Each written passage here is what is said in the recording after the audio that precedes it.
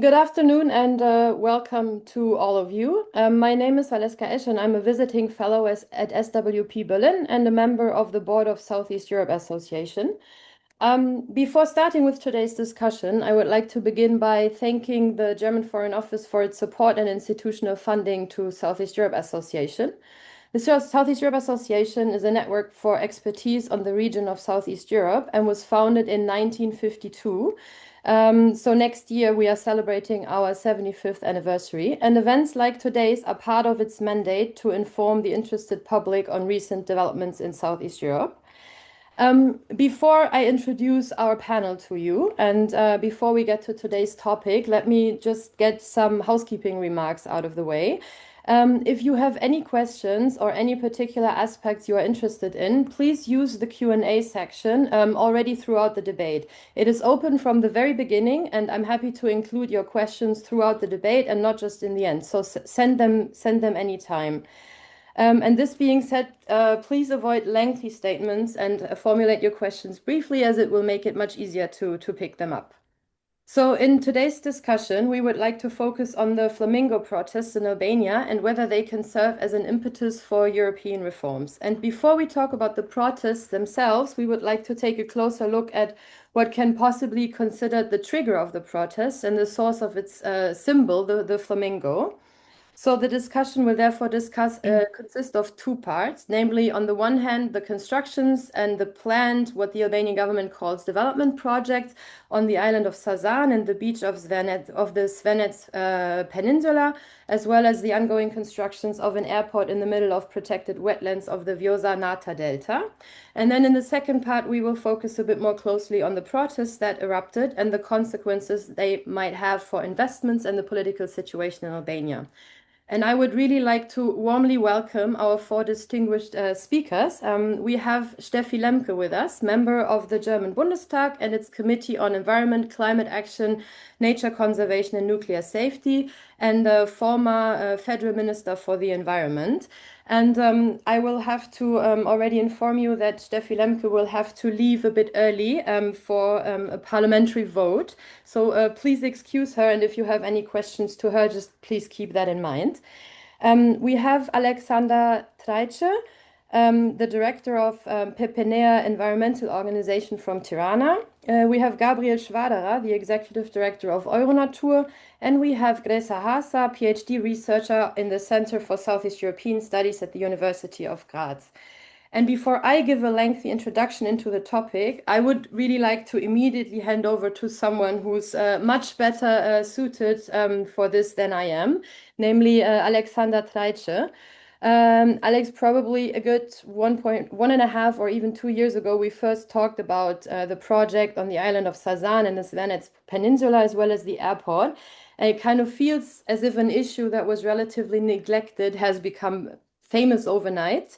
And the protests that were triggered by it made it into almost all international media. So I thought, since you were the one who first introduced me, and I'm sure also many others to this issue, I could not think of a better person to explain to our audience here what is special about the Vjosa Delta, what are the projects planned or already under construction, and how is this even possible in a protected area? Alex, please, the floor is yours. Yeah, thank you, Valeska. It's a pleasure to be in this panel and discussion. I would like to start by sharing the screen, so we have a bit of geographic background, and we can see some images on what is planned to happen there, or at least what the projects have been floating around for the area. So geographically, we are talking about the southwestern part of Albania. We are in the Vlora region territory, namely in the Vjosa River Delta. Many of you probably know the Vjosa River, which is considered the last free-flowing river in Europe and was recently declared national park in 2023 in Albania. And it's exactly in this area, basically in the delta of the river, where it's a variety of ecosystems that are formed by the geomorphology and the processes that the river has in its outflow in the sea. The creation of Narta Lagoon in itself, it's part of these processes over several centuries and millennia. And it consists of a variety of habitats that includes not just the lagoon, but also coastal forest, sand dunes, salt pans, basically a very wide mosaic of freshwater and saltwater ecosystems that are in a dynamic state. And in front of it, further west, is the island of Sazan, the only proper island, let's say, that Albania has, with an area of roughly 5.5 square kilometers. And it's exactly here that basically these plans have been unfolding for several years now.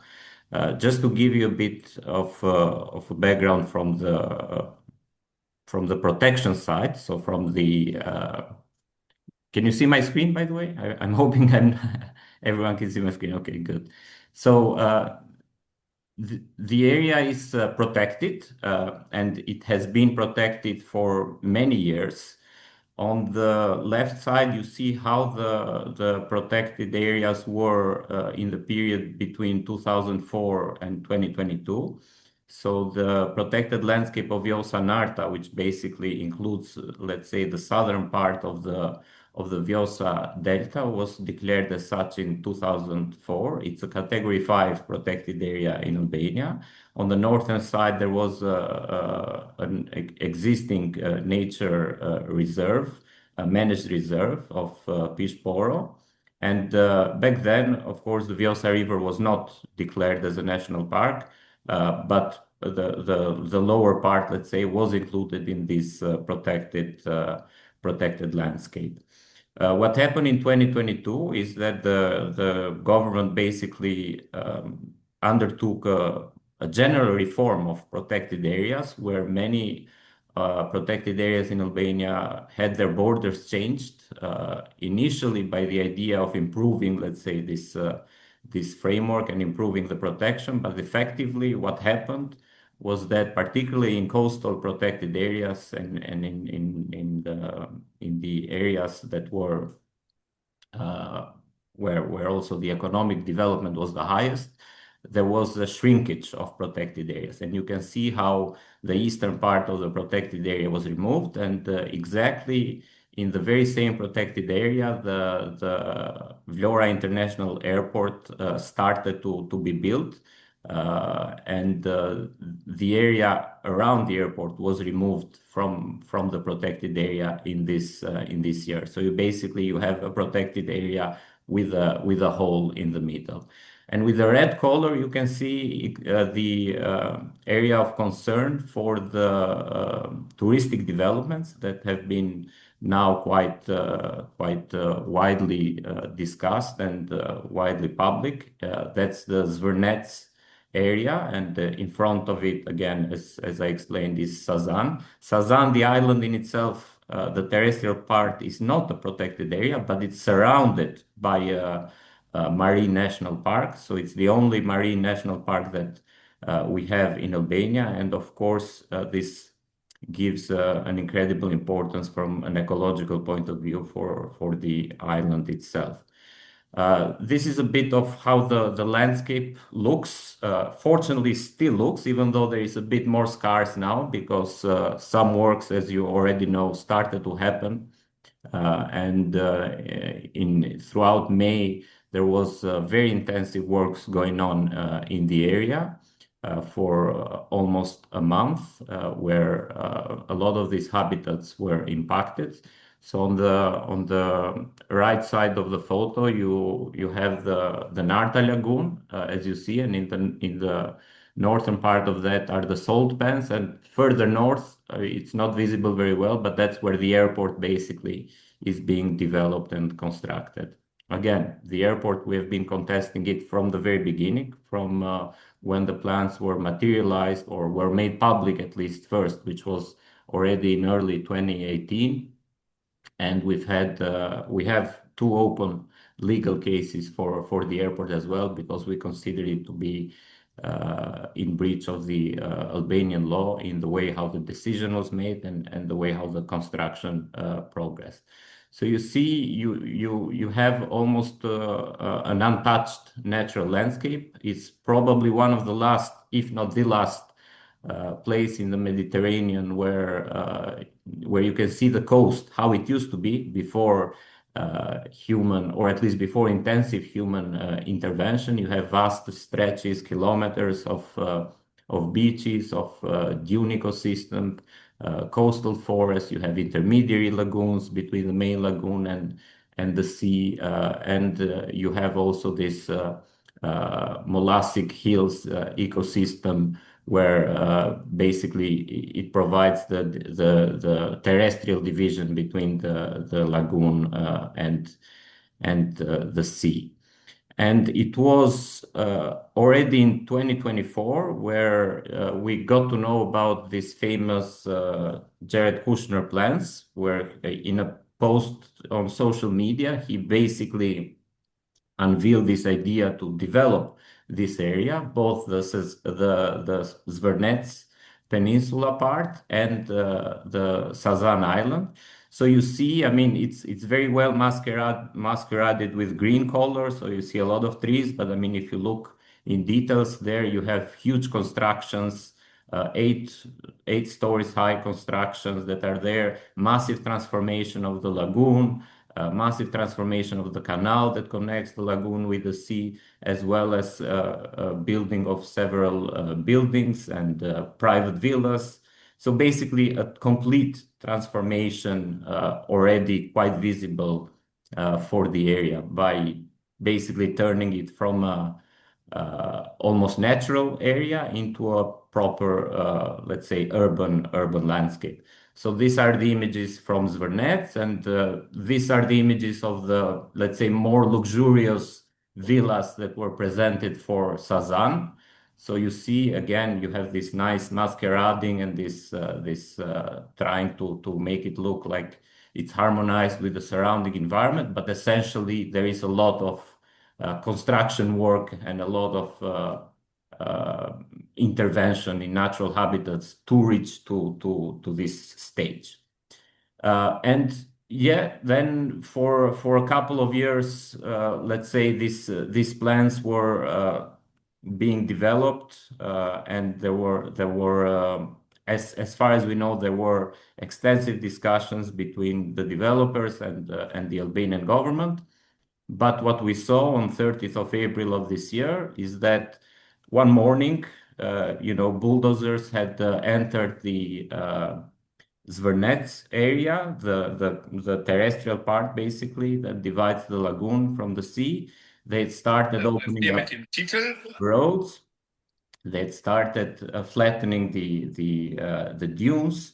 So there were very intensive works going on, which started with an incredible speed and intensity. And of course, there was no public information about it. There was no, by Albanian law, you are obliged to put a sign in every construction process. You need to put up a public sign on what is happening there. There was no such public sign.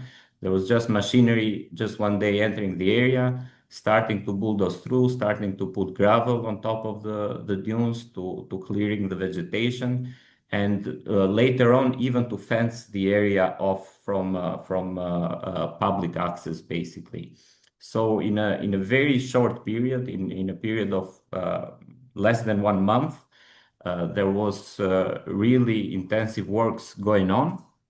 That caused already quite a lot of damage. There was a new road that was basically opened from the northern side to the southern side, connecting the area through, where gravel was put on top. There was a bridge that was built on top of the main canal that connects the lagoon with the sea.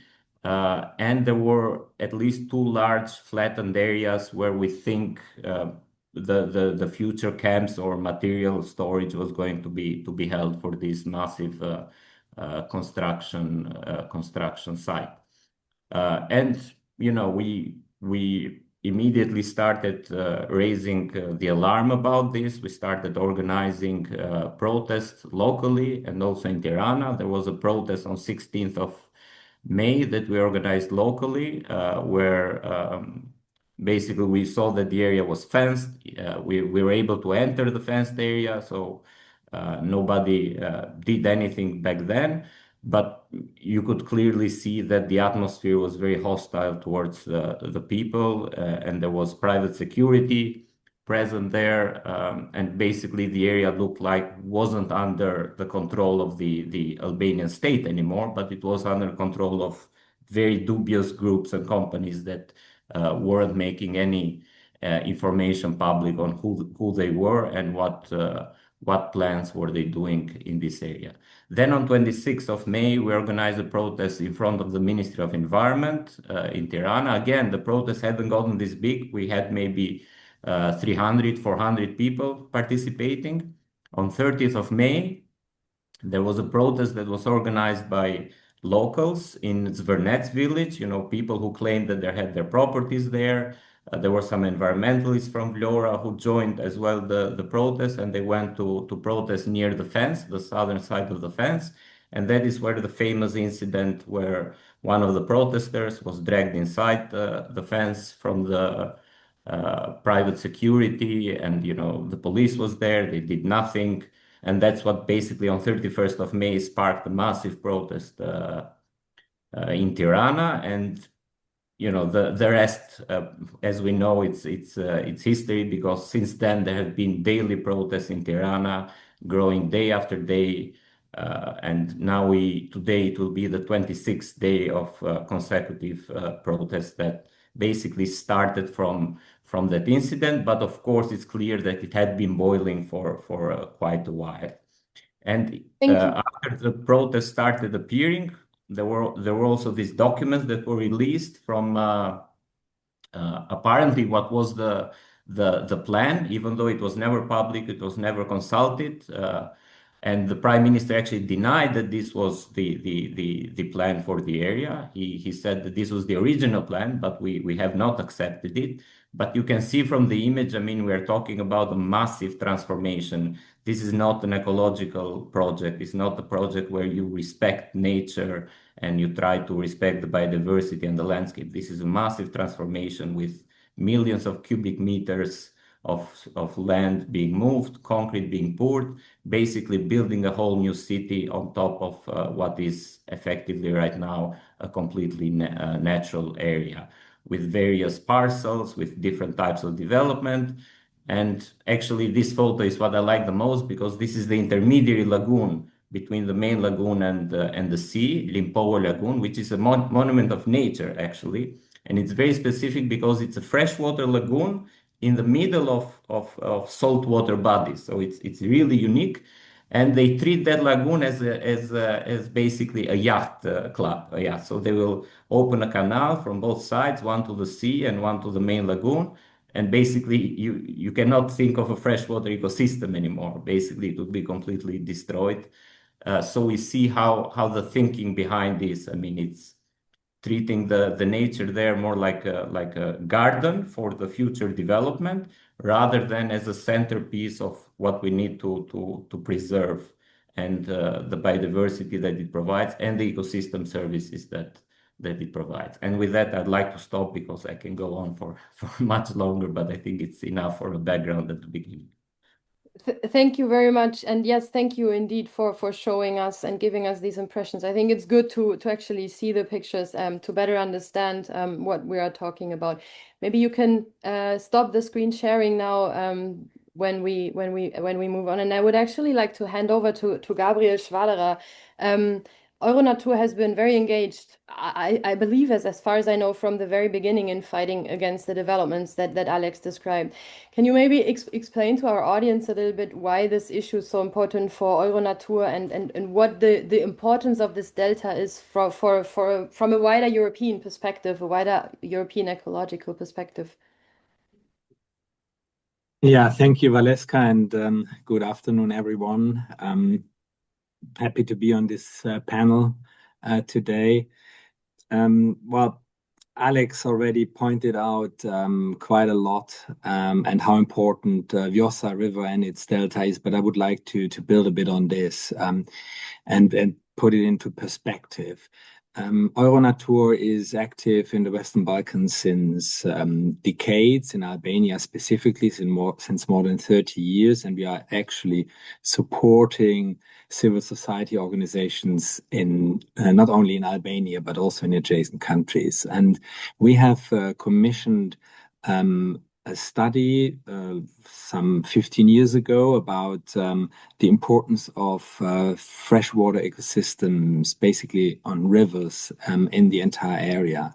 And one of the main results was that beside Vjosa, there are a number of outstanding rivers in Albania, but the queen of all these rivers has been Vjosa, because free flowing for hundreds of kilometers. Also, the tributaries are not or were not really disturbed. And that is extraordinary because usually you have maybe a free flowing section of a bigger river, but the tributaries are spoiled and they are dammed. And this is not the case with Vjosa, even transboundary, because we have not only the around 180 kilometers in Albania, but on top of this, another almost 100 kilometers in Greece. So this is really it has the Vjosa basin, Vjosa Aos is the name in Greece, has the potential to be preserved as an almost not altered river network.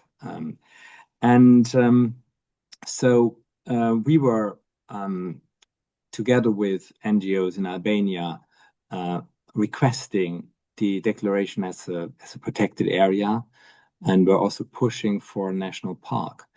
We were always addressing the importance of the delta, because the delta is a significant part of every river ecosystem, and we never got why the Albanian government was not in favor of at least having a discussion about the delta. Actually, now it's very clear why, and we already back then suspected that.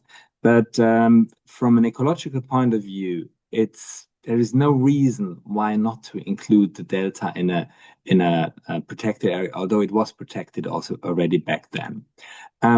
Later on, we commissioned a study on all deltas in the Mediterranean in order to better understand what is the quality of different deltas, including the Vjosa Delta. And the main result of that study is that Vjosa Delta, together with Semani and Shkumbini Delta, are forming absolutely outstanding for the entire Mediterranean Sea, an outstanding delta complex. It's without any par. So what is at stake is the last vast delta complex in the Mediterranean, which is under almost natural dynamic. And so that is at stake.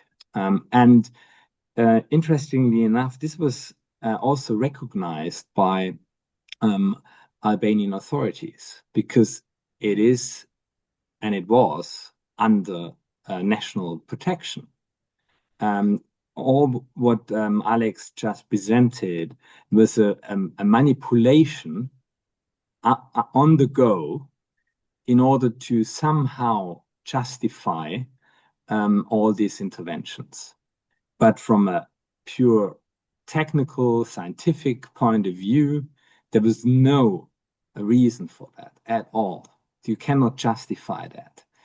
And even more, the Albanian government proposed itself the entire Vjosa Narta ecosystem as a part of the so-called Emerald Network. The Emerald Network is the protected area network under the Berne Convention, and the Berne Convention is the European Treaty on Protection of Nature. So the Vjosa Narta Delta has this candidate status since almost 20 years, and an assessment made very clear that the area would deserve this emerald status. But what is still missing is a last confirmation by the Albanian government to say, yes, now this is officially an emerald site. Nevertheless, although it has never been accepted officially, the provisions of the Berne Conventions are very clear at this point. They say if you propose it and the criteria are fulfilled, you have to follow the provisions of the Berne Convention, and that means you cannot simply change that and construct there massively whole cities. This is all a violation of international nature legislation. And this was also documented by the Berne Convention itself.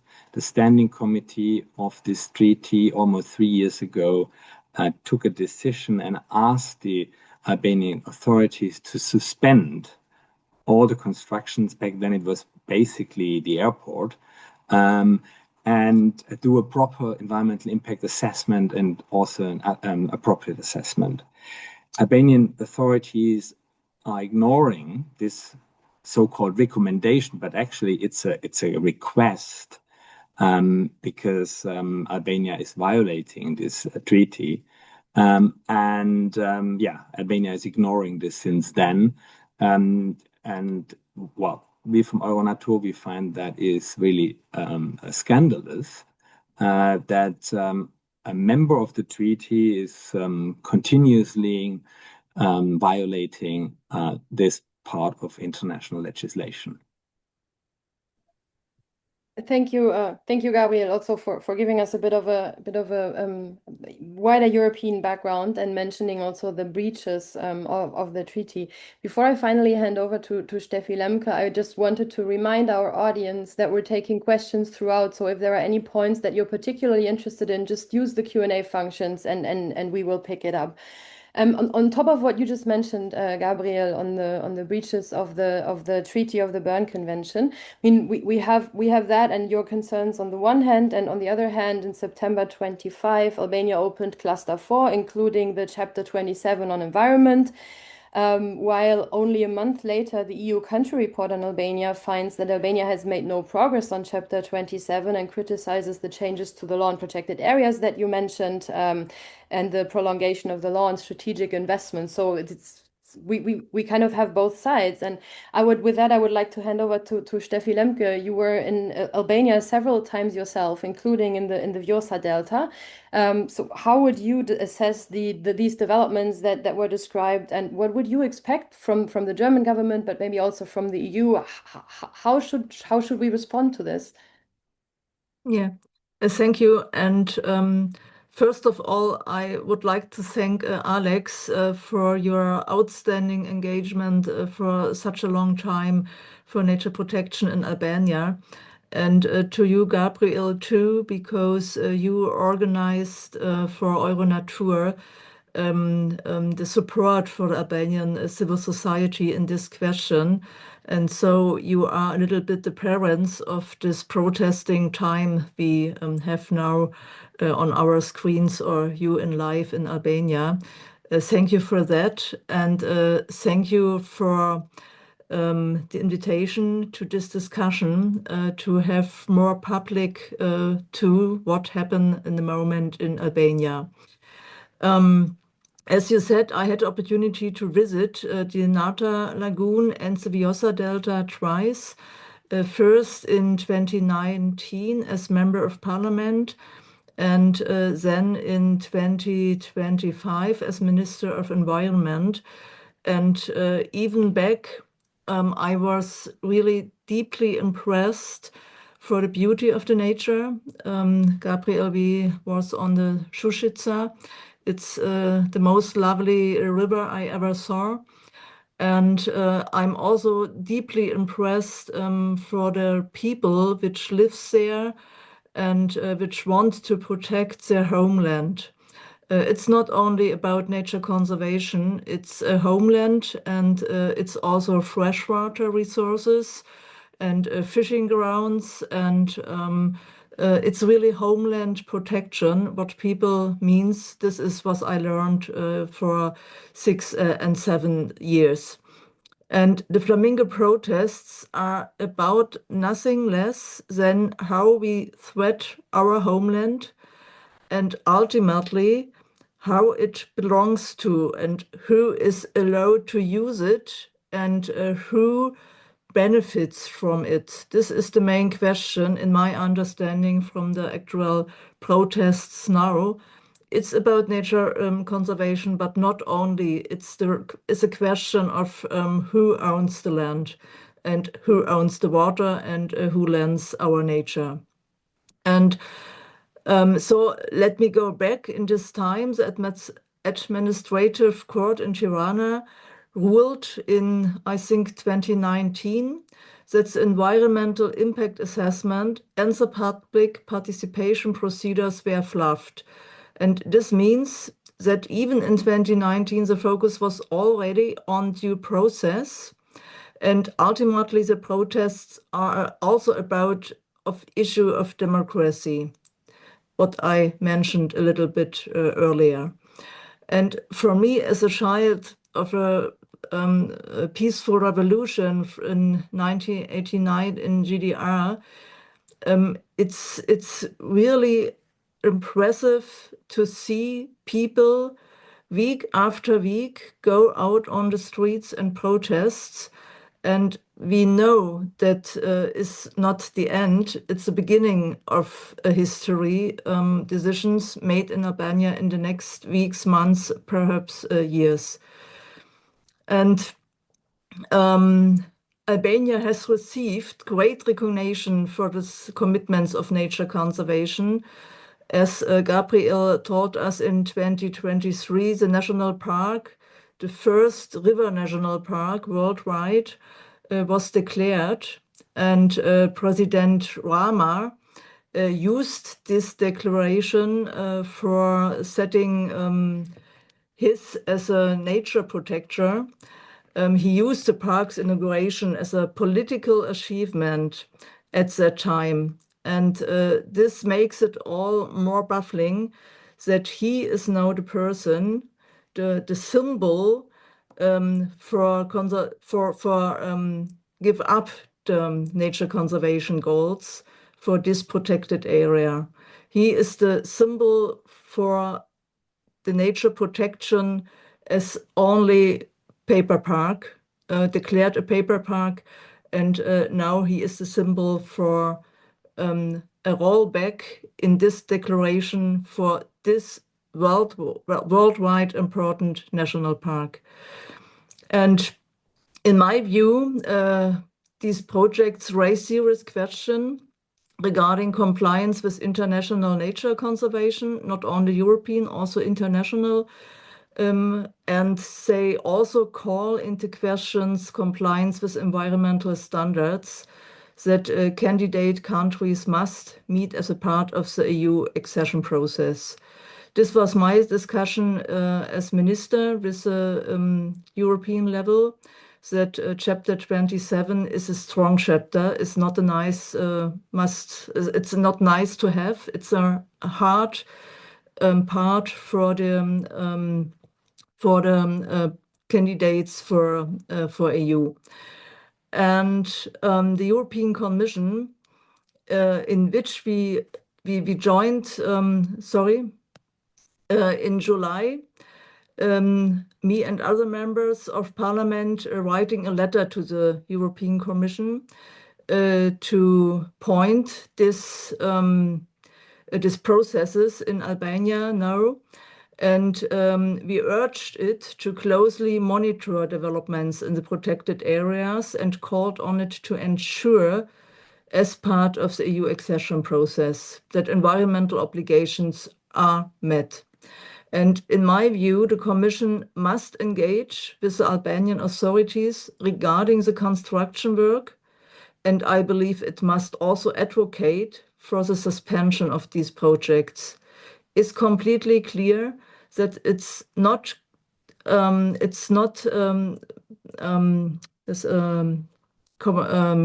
compatible with the process Albania's candidate for EU. And to preserve the credibility of European environmental laws at first, and the credibility of European accession negotiations also, these projects must be reviewed and, in my opinion, suspended. And I also believe that the Federal Minister of Environment should comment on this issue.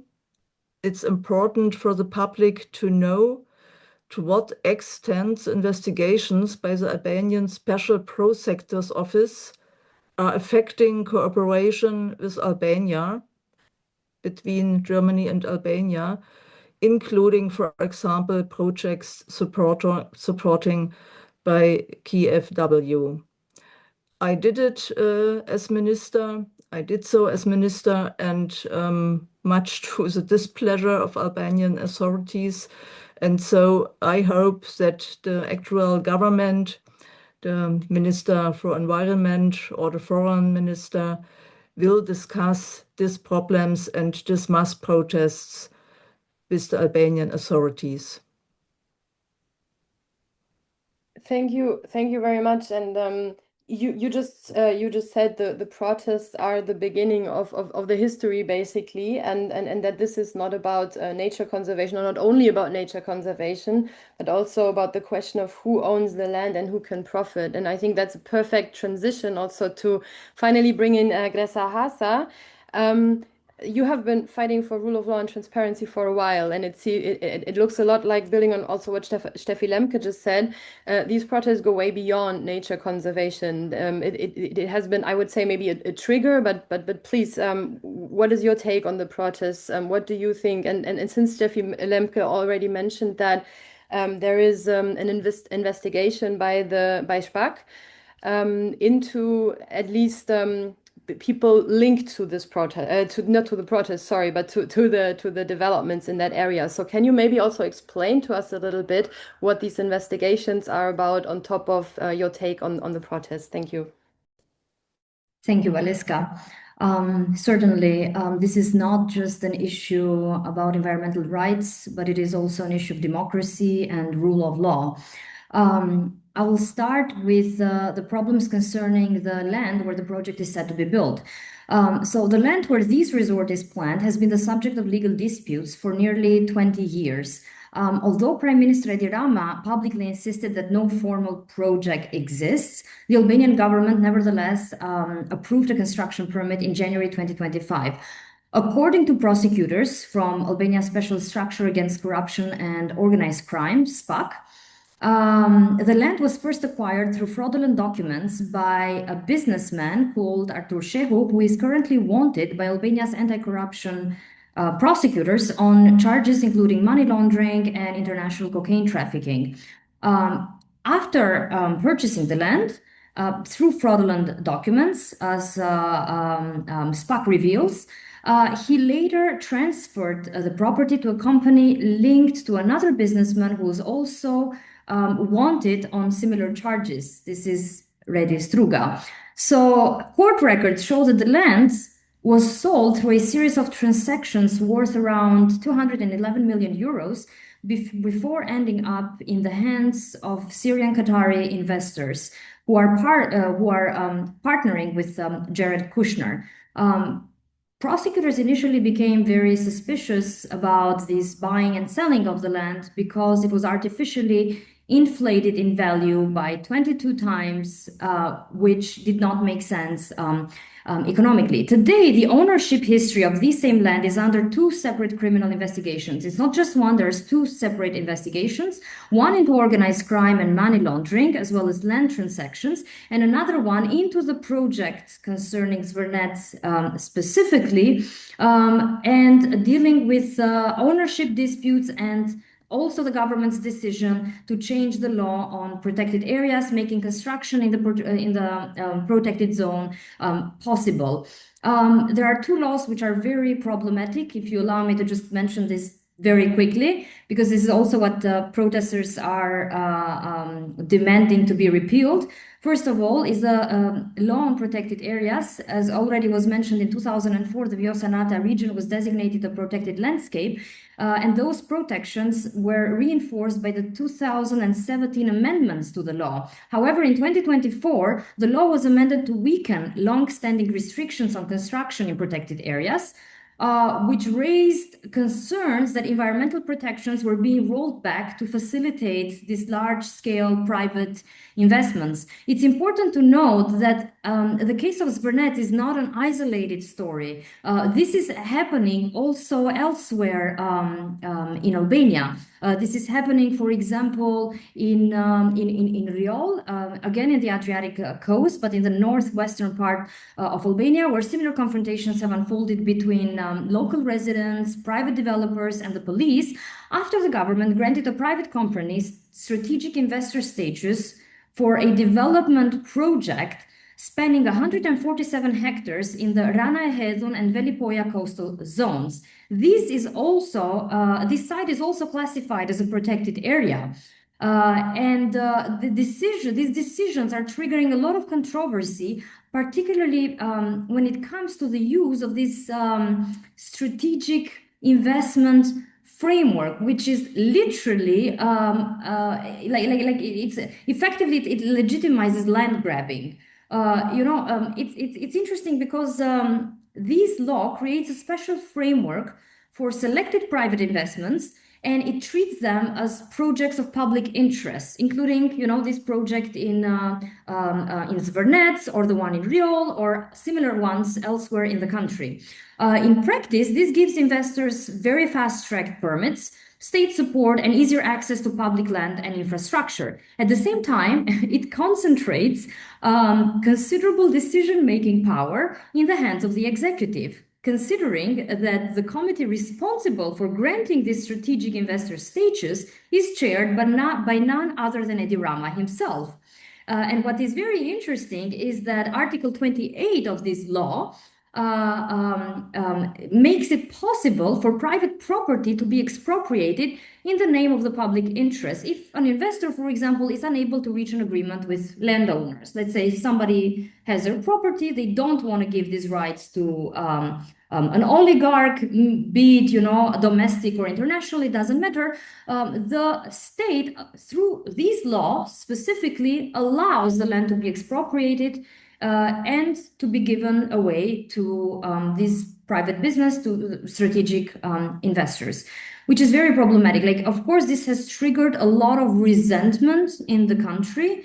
And yes, a major part of the protests are connected to environmental concerns concerning all of these areas in Zvernec, in Sazan Island, in Riol, and elsewhere in the country. But the Flamingo revolution should also be understood as a product of 35 years of accumulated resentment to a state that Albanians feel is dysfunctional, and to a socioeconomic model and a political model that people argue it doesn't work for them, and it didn't work for them during these 35 years. Like at the beginning, the main slogan of the protest was Albania is not for sale, and eventually this slogan has changed into New Albania, because people are demanding structural change. They're not only protesting against Rama's government, they're also protesting against the mainstream opposition represented by Sali Berisha, who's also accused of corruption, and not only. And basically, people are saying, we want to become part of the European Union, but we want this democratization process to go hand in hand with Europeanization process. Like, this shouldn't be, these are not two separate things. We shouldn't treat them also as being separate from each other. Thank you, Gresa. And I would start picking up. I want to come back to the protests, but we also have a few questions in the chat on, maybe we can summarize as questions about best practices. And I would like to start with that also, so that Steffi Lemke has a chance to respond to some of them. before she has to leave. The first one being very much directed to you directly and asks for advice for the people of Albania regarding a nature protection movement in the GDR and the process of democratization. And if you allow me to add a second question to that, and maybe Gabriel, you can add to that. There is a question of international examples of a successful balance of economic development and environmental protection in protected areas. Maybe, I don't know who of you might have an idea about that, but first to Steffi Lemke, please. I think it's important to know that a peaceful revolution in 1989 became a revolution in the moment that thousands of people are on the street. Not only a small group of environmentalists or people who organized the protest against government and against Staatssicherheit, Stasi, was ist Geheimdienst? Secret Service. The Secret Service, but completely normal people, workers, mothers, fathers, go on the street. And this was the moment where this time became a revolution. The time before, it was opposition, and they worked hard, and they was successful in this working, but the revolution starts in the moment that normal people was able to go on the street and protest with the smaller groups from the time before. And the result from this revolution, we have a reunited country now, but a result which is not so well known is that in 1990, in this chaotic times from the reunification,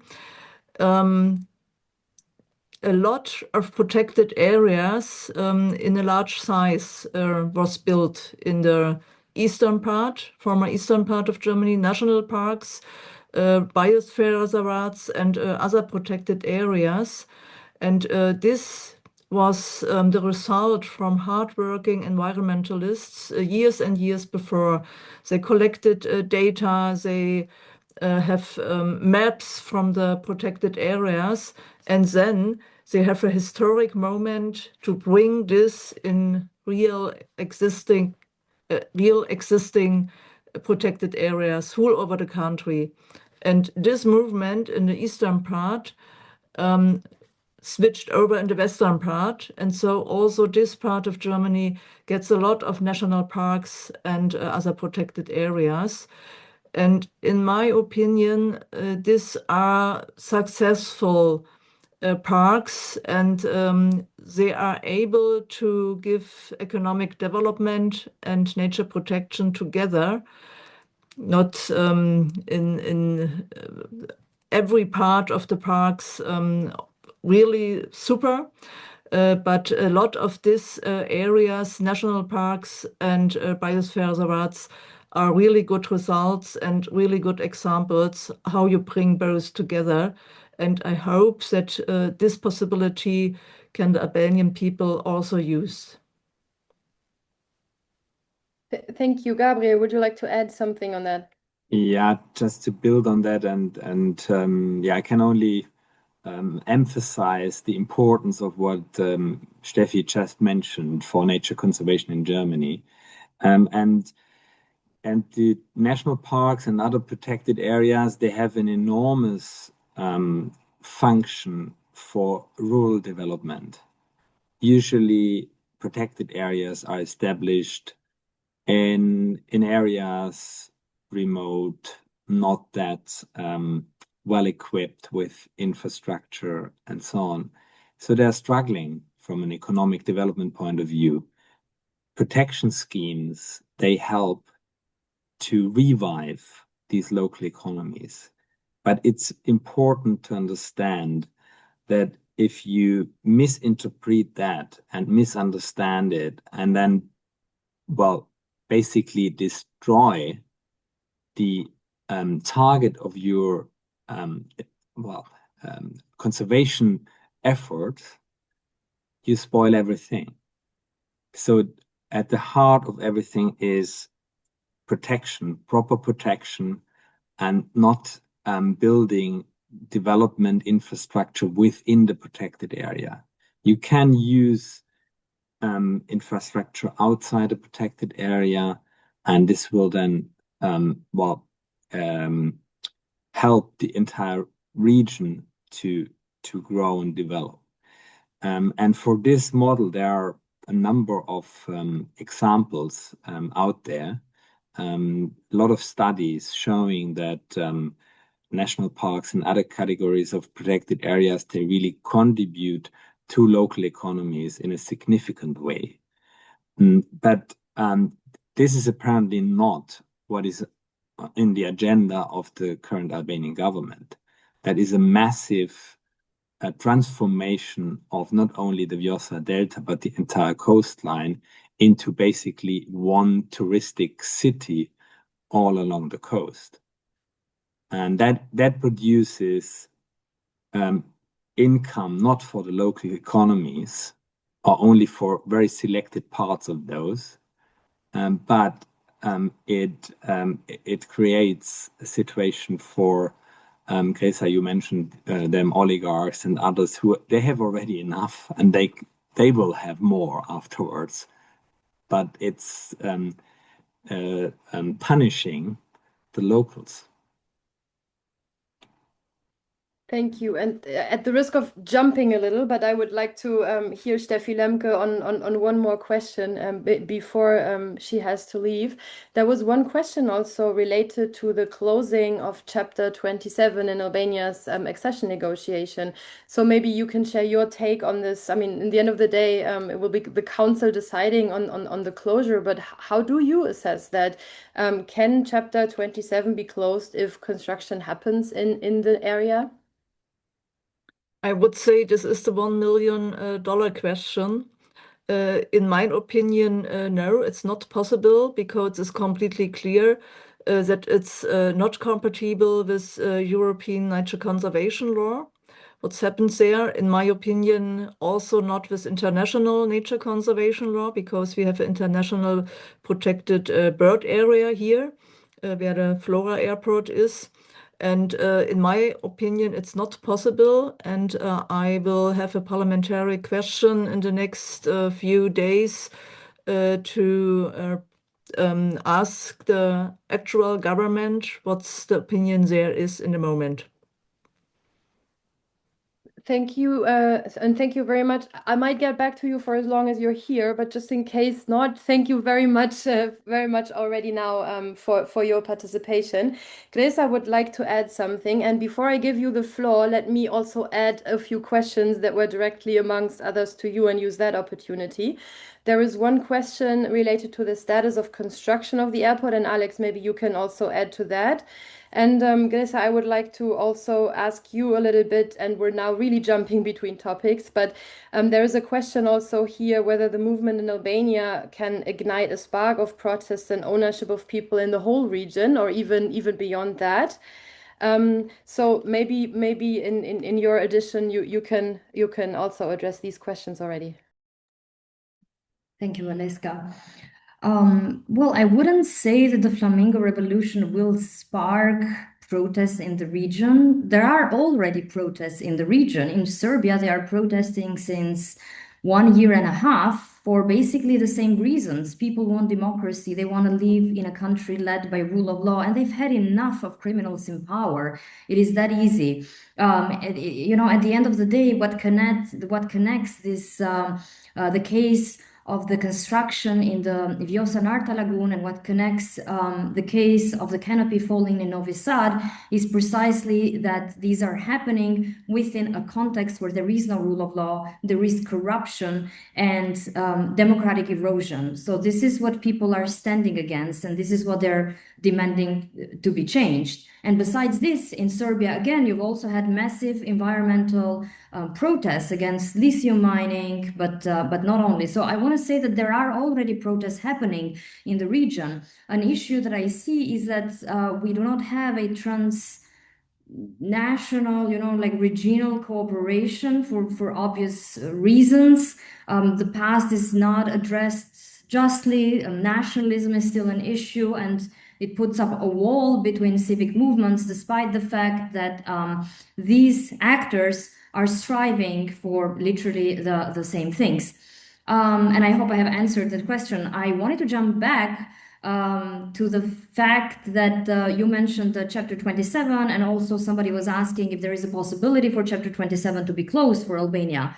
Well, as I find that as well, just like Steffi, very hard under these current conditions, I nevertheless cannot, not express my disappointment with current Commissioner for Enlargement, Marta Kos, because she gave a very, I cannot even call it ambiguous, it was literally a very disappointing statement, because she said that the Albanian government had provided the Commission with guarantees concerning construction in this area. And of course, everybody, not just people on the ground protesting, but all of us were taken aback, wondering, what future guarantees are you talking about? And why are we talking about future guarantees when damage has already been done?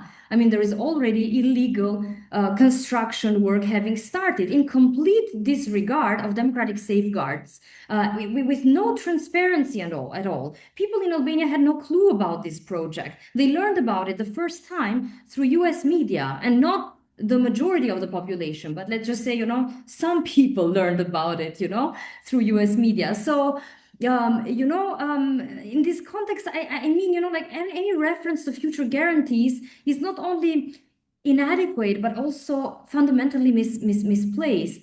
The central issue here is not what the government promises to do tomorrow, and we're speaking here about a semi-authoritarian government which has constantly, repeatedly proven itself of what is capable to do or not do.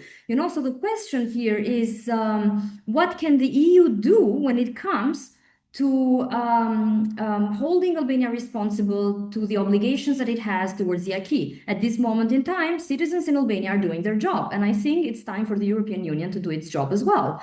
Of course, there is very good news that the European Parliament reacted with a resolution that reflected all the concerns and demands of the protesters in the ground. Yet this is not enough. We also need the European Commission to act more, well, frankly speaking, like nobody is asking from the European Commission to do anything extraordinary, rather than to just stick to its conditionality framework when it comes to leaders such as Edi Rama or Aleksandër Vučić in Serbia for that reason. So that's what we are demanding from the EU, specifically from the EU Commission here, because yes, we can see that there is an accelerated enlargement process when it comes to Albania and Montenegro. Albania is one of the most pro-EU countries in the region. Like this should be noted, but we cannot expect for this process, for this enlargement process, to only be a technical issue or just an exercise in geopolitical expediency. Like, we need this process to be fundamentally transformative, to also include democratization, rule of law as core and non-negotiable elements of enlargement. Thank you, Gresa. That was very clear. Before I hand over to Alex for further questions, let me give the floor to Gabriel, who would like to add something on Chapter 27. And thank you very much, Steffi Lemke, for participating. Bye, Steffi. Thank you. Well, on this question, whether Chapter 27 could be closed once the constructions would go on, well, technically, no, because there are a number of conditions set. But on the other side, I would like to draw the attention on one specific point, and that is the protected area law amendment. It's very clearly said in the common position, and Albania committed to this, that these amendments will be repealed. There was a debate before the common position was agreed on if there should be a specific timeline. And our clear request was there should be a timeline. We were even requesting an opening benchmark for Chapter 27, saying you should only open it once before or after this protected area law has been changed or repealed. And this was ignored, and now we see that exactly what we were concerned about has happened. And this time between the composition being agreed and the deadline for closing the chapter, end of 27, is being used as a loophole to do all these activities we consider illegal. And that is a massive problem. And we also request from the European Commission to address that. That is really very important. And I think the signal from the Parliament was very clear. And we expect a response from the European Commission now. Thank you, Gabriel. And now I would like to hand over to Alex, who has been very patient. But in return for your patience, I will throw a handful of questions at you now. One of them being what I mentioned earlier. Can you give us an update on the status of construction of the airport? And then there were also several questions that I would address to you from the chat. One was whether there are any measures in action, not only on paper, to protect also upstream Vjosa from waste and pollution, including from bordering settlements. There was also a comment in the chat that nature is destroyed also in around the Upper Vjosa. And there was a question also specifically to you whether you are in any communication with the Albanian authorities on the future development of the area and what your position on development in the future is. So I believe these were all of the questions addressed to you. So I would like to give you the floor now. Thank you. Thank you, Valeska. Briefly on the airport, the construction has progressed, but it's still far from being finished. Technically, the airport, was supposed to finish a while back. However, recently there has been this very public disputes between the two main shareholders of the airport, which, in our view, are a manifestation of the very corrupt form of decision making that basically led us to that airport to being built inside the protected area to begin with. The story of the airport is a bit of a mirror or a prelude of what is predicted to happen also in Zvernec, but hopefully not now, where the government started the construction in illegality. And then sort of retrofitted the documents, the paperwork, the environmental impact assessment later on. And this is also a way how I have to be very frank, how they fooled European institutions, by playing on this narrative that, okay, we'll do a proper environmental impact assessment, while completely forgetting on the damage that was done in illegality. And that is exactly the case in Zvernec as well. And that's why what Gresa mentioned earlier, the statement from Marta Kos is very worrying, because it sort of replicates the same model that happened with the airport, where we basically forget about the illegality that happened and we move on then with the regular processes of environmental impact assessment and so on. So this is something that we cannot allow anymore to happen. The people are very clearly saying that they cannot allow this anymore to happen. I mean, they know this game now, they know the tricks, and they cannot be fooled anymore. So it's really worrying to see that the same narrative is being used on such high levels of the Commission, even after theoretically they should have learned from bad experiences in the past, like it's the experience of the airport. So yeah, and I mean, we all know now, it's very clear why the location of the airport was chosen there. I mean, it was clear from the beginning for us, and it's one of those cases where we would have liked to be wrong, but clearly that wasn't the case. The airport was not being built just to have an airport in the middle of nowhere. It was being built, or to even serve the people of Vlora, or to begin with. It was being built to serve these future developments by the coast, in Sazan, and all around the Vjosa Delta, and even further. So with regard to the question on communication with Albanian authorities on this development, I mean, it's very hard to say whether we are continuing communication because there was not any communication to begin with. Like everything was done in complete in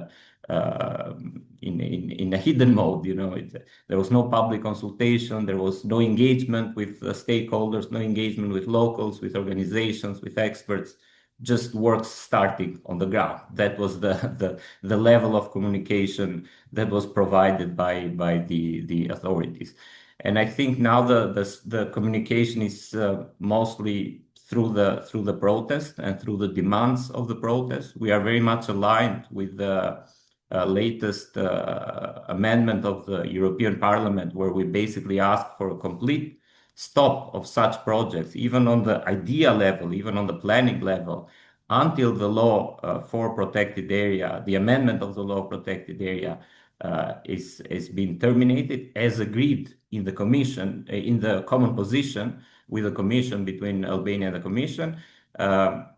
Basically, the protesters are doing the Albanian government a favor. They are just trying to accelerate what they already need to do anyhow. They need to change that law, and it's clear. So for us, that is the current situation. And to connect it a bit also with the previous question on the sort of examples on how development and nature can be balanced from other experiences. I mean, if at the beginning the Prime Minister was very quick in providing such examples to sort of legitimize the idea of the project in Zvernec, but it was very funny because all those examples were actually proving him more wrong, because all the examples that he provided were showing that the protected area actually is not touched. He mentioned Costa Navarino, for example, in Greece, or he mentioned the Camargue in France, where he showed that there is marinas developed, where he showed that there is luxurious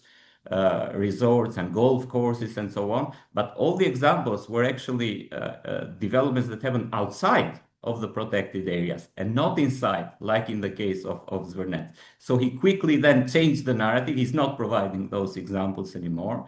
But I mean, this goes to show even I personally am not very much in favor of this type of developments.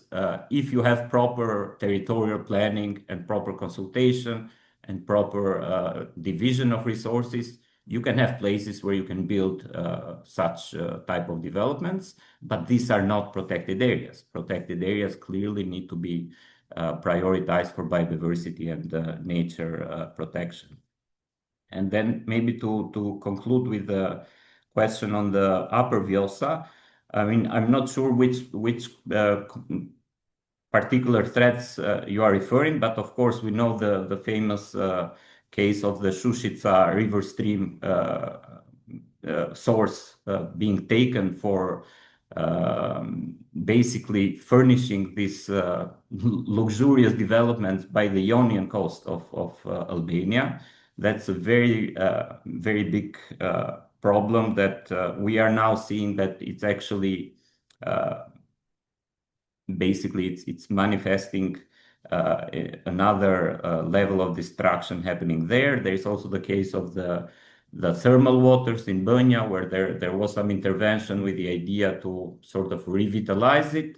But what we're seeing is that just more concrete is being poured, not really a proper regard of the environment and surroundings. The same, let's say, fast and dirty process to try to move some money around and to pour some concrete as quickly as possible. So in terms of the pollution, of course, it's quite a big problem, and we are all very aware, especially once you hike along the rivers and you see that there is it is really a very visible problem, and it requires quite some hard interventions to solve it. However, I'm a bit optimistic because at the end of the day, it requires a technical solution, and with some proper financing and some proper measures, awareness raising, it can be solved. What cannot be solved is if we build over with concrete places, if we permanently destroy them, and that is a major issue, and that is a major priority right now to try to prevent further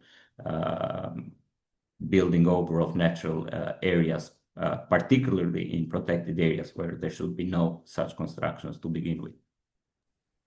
Thank you. And I believe you have already answered a new question in the chat partially, but there is a question that many people believe that Albania needs big investments to catch up with richer countries. So how can Albania have economic prospect in the future if not by tourism? Since you already basically alluded to that a little bit, I would like to give the floor to Gabriel. If you would like to add something either to Vjosa or to that question. And afterwards, I would like to focus for a few minutes, and bear with me a little bit. We will run a little bit over time, but I would like to get back to the protests with a bit of a future look. But first, to Gabriel, please. I can be very brief and build on what Alex just said. There are really very concerning, documented pressures and threats on the Vjosa in the existing national park, like oil spills and garbage dumped and bitumen dumping and whatever it is. These are all known pressures. They are many of them, at least, were reported by ourselves together with Albanian civil society to the responsible ministry. The response we got was that they will deal with that in the framework of working on the management plan, and they will do a review of the management plan for the national park after 3 years, and in that time span they will work on this. This is a very disappointing response, because what we have seen here are really cases of environmental crime. And there is no time to wait a couple of years and to let this continue.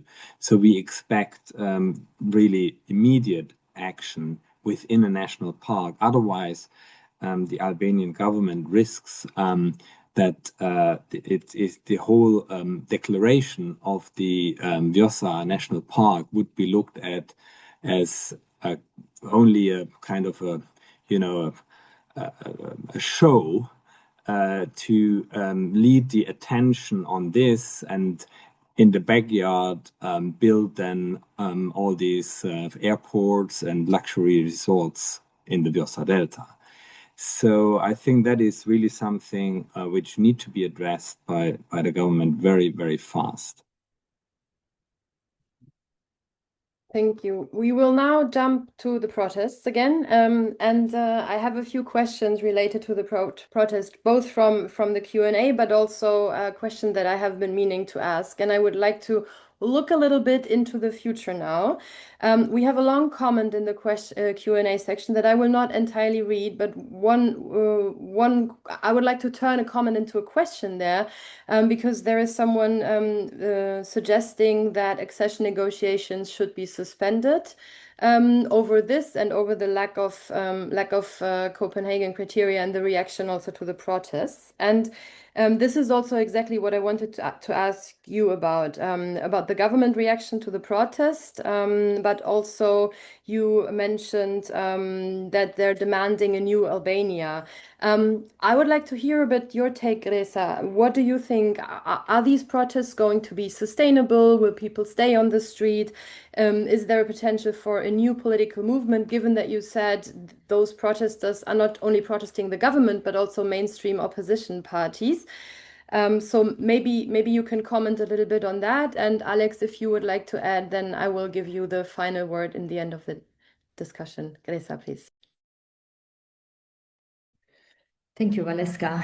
I have to mention that these protests are unprecedented in the 35 years of post-communist history in Albania, because never before during these 3 decades have people protested for such a longer period. I mean, as we are talking right now, the protests are continuing in the country.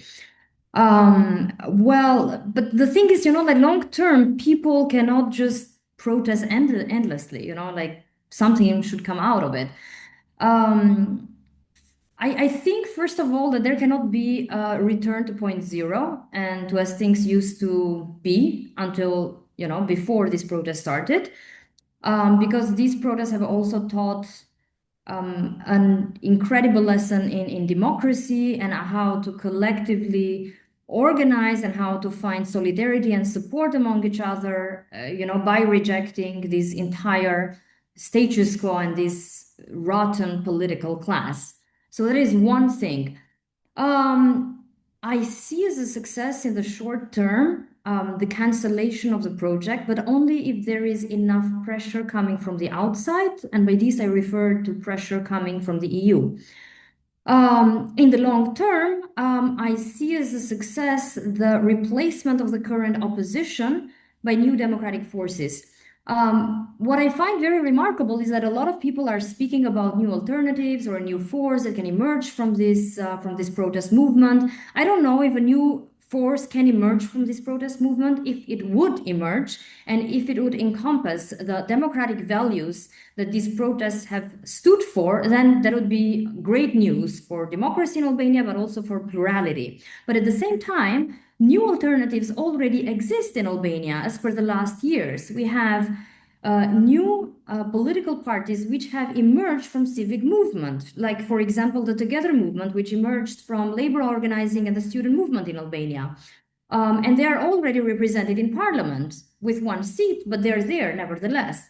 So to go back to also one of the comments that somebody has made in the chat about the enlargement process, that it should be cancelled, I don't believe that the process should be cancelled. I just think that the EU should change its foreign policy and relationship to the government in Tirana by establishing bridges with actors who already exist in the political scene as an alternative, by communicating directly with protesters, and by putting more pressure on Rama's government. Something very interesting that has happened lately is that also a lot of members of the Socialist Party of Albania are going against Edi Rama. One of the deputies just gave up her position as a deputy of the Socialist Party, while you have other members of the Socialist Party, even among the oldest members of the party, who are publicly criticizing Rama when it comes to authoritarianism, when it comes to the involvement of organized crime, and when it comes to the fact that they are not, as a government, representing the people, and that they are completely alienated from the people's demands and needs. I find this very interesting. I think that the EU should try to establish contact with such actors, even within the Socialist Party, because we would need more pressure and more of these deputies abandoning Rama, and at the same time, establish formal, genuine communication with already new political alternatives that are there. We shouldn't just wait, in a hypothetical perspective in a future, if it will happen or not. So let's work with what's at hand, There are already people, then let's do that. Thank you. Alex, would you like to add something? And with that, I would also give you the final word, given that we're already 5 minutes over time, unless, Gabriel, you urgently need to contribute. Okay, then Alex, you have the final word. Okay, well, thank you, as I will also need to leave for the protest that starts in 10 minutes. Well, I mean, I was thinking what to say now as final words, and I would like to actually make it very simple and sticking to the facts, because now the movement has gotten really big, and it's very easy to get lost in the discussions and in the theory of what's going to happen. But for us, it's quite important that we stick to the facts and we do not forget what has happened, and that is exactly what we would want to see. And that is, for us, that would be the very first signal that things have started to change for the better. For more than 1 month, construction works were happening in a protected area where a lot of habitats were destroyed, where an 8-kilometer road was built anew, on top of dunes by clearing out forest. A fence was erected by prohibiting access to public areas. And here I'd like to actually dispute the claim of the Prime Minister that he's repeatedly said that it's a private property. Not all of the area is a private property. We have documented at least 50 hectares within that area that are definitely not private property, but are public property, including 2 nature monuments and 3 public beaches. So for more than a month, access to the public was prohibited there, and all of it happened in complete illegality. And the proof of that is that when the protests started getting big, the machinery left and the fence was removed. If a company has everything in order and has all the paperwork and has everything they need to do, they wouldn't remove the machinery and they wouldn't remove the fence if things are legal. The Prime Minister himself, he declared over and over that there is no project yet. So how can we even discuss about it? So if there is no project, then what were those constructions for? So we really need to not forget what has happened, because now we're starting to see that, you know, discussions are getting really big about, you know, the new Albania and so on. But the new Albania starts by starting enforcing rule of law. You know, if we see that there are consequences for what happened, somebody should be held accountable. Whoever that somebody is, the person who let the works happen, the person who saw but they didn't do anything, people need to be held accountable. For more than 1 month, there was a complete breach of many Albanian laws in front of the eyes of the public. And to this day, nobody has suffered any consequences. And I'm very sorry to say that even the narrative of Commissioner Kos completely missed this point, you know, in her latest statement. So she entered into discussions of environmental impact assessments before actually solving an environmental crime. You know, an environmental crime has happened. So really, we need to start from this. It might look like a little step, but for us, it's really the very first sign of big change that is about to happen. So yeah, with that, I would like to leave it at that. Thank you very much. And there's another thing that the protests definitely have achieved, and that is a lot of international media attention. I have rarely seen so much reporting about protests in the region internationally. So I think that is really something that you have achieved. And judging also by the Q&A sections, and I haven't read all of the comments that were posted, but there were a lot of comments in your support, thanking you for your engagement. So I want to thank you for your participation in this discussion, and I wish all of you, including our audience, a nice evening. Thank you very much. Thank you. Thank you, Valeska. Goodbye.